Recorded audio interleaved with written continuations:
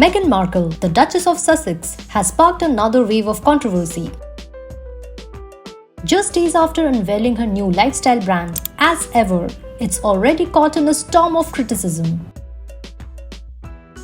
It turns out that As Ever is already the name of an established clothing brand based in New York and New Jersey.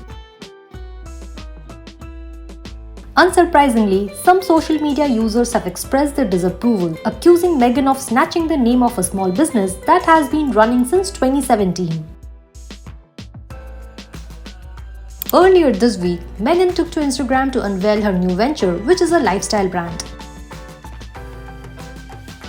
She explained that the brand would represent her passion, saying it is an extension of what has always been her love language, beautifully weaving together everything she cherishes like food, gardening, entertaining, thoughtful living, and finding joy in the everyday.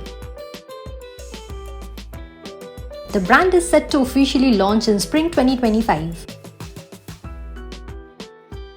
But social media users were quick to voice their displeasure, with some accusing Meghan of appropriating the name of a small business. Meghan had recently changed the name of her brand from American Riviera Orchard to As Ever. Soon after, the As Ever clothing brand responded with a statement.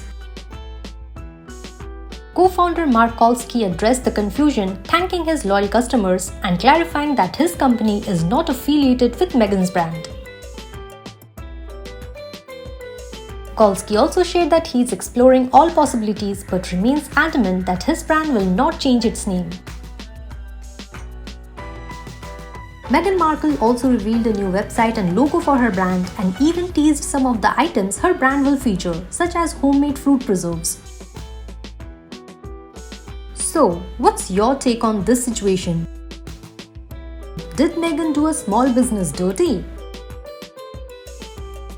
Share your thoughts in the comments and don't forget to subscribe to Showsha for more trending stories.